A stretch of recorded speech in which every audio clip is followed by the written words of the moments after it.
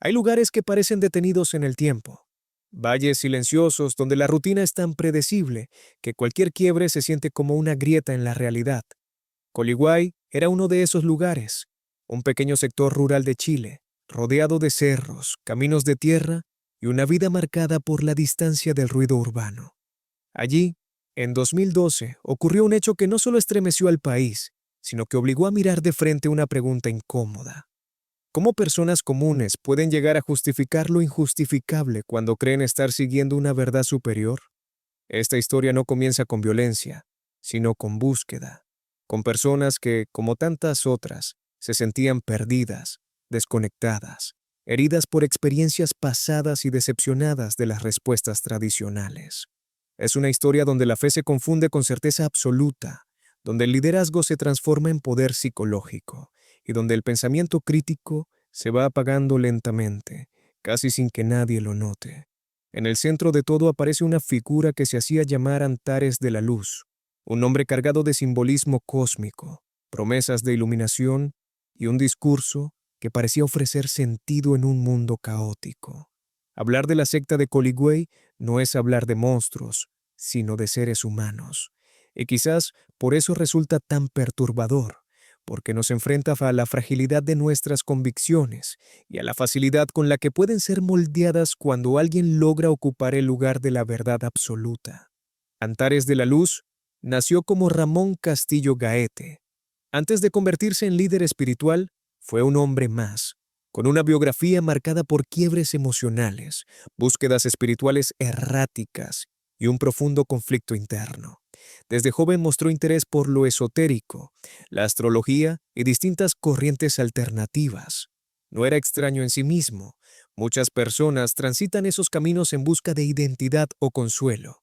La diferencia fue que con el tiempo, Ramón no solo buscó respuestas para sí, sino que comenzó a ofrecérselas a otros con una seguridad cada vez más rígida. Quienes lo conocieron antes de Coligüey lo describen como carismático, intenso y convencido de poseer una comprensión especial de la realidad. Cambió su nombre, su forma de hablar y su apariencia. Antares de la Luz no era solo un alias, era una identidad construida cuidadosamente. Él no decía tener opiniones, decía tener revelaciones. No proponía ideas, proclamaba verdades. En su discurso, el mundo estaba enfermo, dominado por energías negativas, y solo unos pocos elegidos podían trascender esa decadencia. A su alrededor comenzaron a reunirse personas que atravesaban momentos de vulnerabilidad emocional. Algunos venían de rupturas familiares, otros de crisis existenciales profundas, otros simplemente buscaban pertenecer a algo. Antares los escuchaba, validaba su dolor y luego lo resignificaba. El sufrimiento no era azaroso, decía, era señal de que estaban despiertos, de que no encajaban en un sistema corrupto. Esa narrativa, tan seductora como peligrosa, fue el primer lazo. Coligüey apareció como el escenario ideal, un lugar aislado, lejos de miradas externas, donde el grupo podía vivir según sus propias reglas. La vida allí se organizaba en torno a rituales, meditaciones, conversaciones interminables sobre el fin de los tiempos y la necesidad de purificación. Poco a poco, el contacto con el mundo exterior se redujo. Las familias quedaron atrás, las dudas se interpretaron como debilidad y la obediencia se transformó en virtud. En ese contexto nació un niño, un hecho que, en cualquier otra circunstancia, habría sido motivo de cuidado y protección. Pero dentro de la lógica interna del grupo, el nacimiento fue reinterpretado de una manera profundamente distorsionada. Antares comenzó a afirmar que el niño no era un ser humano común, sino una entidad maligna, una energía oscura destinada a impedir la llegada de una nueva era espiritual. Según su relato, el mundo estaba al borde de un cambio cósmico, y cualquier obstáculo debía ser eliminado. Es importante detenerse aquí. No hubo un salto abrupto hacia la violencia. Hubo un proceso, un goteo constante de ideas que deshumanizaban, que transformaban a una persona en símbolo, en amenaza abstracta. Cuando alguien deja de ser visto como individuo y pasa a representar un concepto, el límite moral se debilita peligrosamente. Los seguidores confiaban plenamente en Antares. había logrado algo fundamental en toda dinámica sectaria: sustituir el criterio personal por el suyo. Dudar era traicionar. Cuestionar era no estar preparado espiritualmente. El miedo a quedar excluido, a perder la pertenencia, reforzaba el silencio interno de cada miembro. Y así, decisiones que en otro contexto habrían resultado impensables comenzaron a parecer necesarias. El hecho que ocurrió en Coligay en 2012 no fue descubierto de inmediato.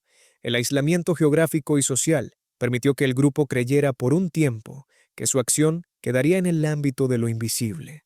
Sin embargo, las contradicciones, los testimonios fragmentados y la propia huida de Antares terminaron activando las alarmas. La investigación reveló un entramado complejo de creencias delirantes, control psicológico y responsabilidad compartida. Antares logró escapar del país, iniciando una búsqueda internacional que mantuvo al caso en la atención pública durante meses. Finalmente, fue detenido en el extranjero y extraditado a Chile, donde enfrentó a la justicia. Durante el proceso judicial, muchos de los seguidores declararon. Algunos comenzaron a tomar conciencia del grado de manipulación al que habían sido sometidos. Otros, incluso entonces, seguían justificando lo ocurrido como un acto necesario dentro de una lógica espiritual superior. Esa división es reveladora. Muestra que el quiebre psicológico no se repara automáticamente cuando la figura de poder desaparece. Las consecuencias legales fueron severas, pero las consecuencias humanas lo fueron aún más. Familias destruidas, culpas imposibles de procesar, vidas marcadas por una decisión tomada bajo un sistema de creencias impuesto. Coligüey dejó de ser solo un lugar en el mapa para convertirse en símbolo de una advertencia. Desde la psicología criminal, el caso de Antares de la Luz permite observar varios elementos clave. El primero es el narcisismo patológico. Antares se percibía a sí mismo como un ser excepcional, destinado a guiar a otros. Esa autoimagen grandiosa no toleraba cuestionamientos. El segundo elemento es el delirio compartido, donde una idea irracional se valida colectivamente hasta adquirir apariencia de verdad. También aparece el fenómeno de la obediencia a la autoridad. Estudios clásicos han demostrado que personas comunes pueden realizar actos contrarios a su moral, cuando una figura legitimada se los ordena. En Coligay, esa autoridad no era institucional, sino espiritual, lo que la hacía aún más poderosa. No se puede hablar de locura en términos simples. Antares fue declarado imputable. Sabía distinguir entre lo legal y lo ilegal, pero eligió actuar desde un sistema de creencias que colocaba su verdad por encima de cualquier norma social. Esa elección es lo que lo hace responsable. Sin embargo, limitar el análisis a un solo individuo sería insuficiente.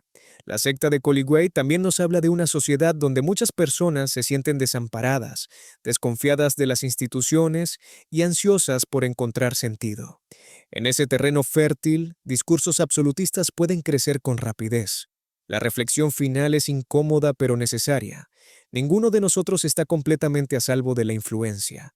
La línea entre convicción y fanatismo puede ser más delgada de lo que creemos.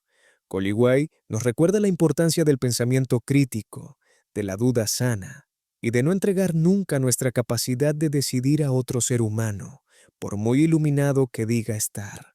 Porque cuando la fe anula la empatía, cuando la ideología borra el rostro del otro, el resultado deja de ser espiritual y se convierte en profundamente humano, en el peor sentido de la palabra.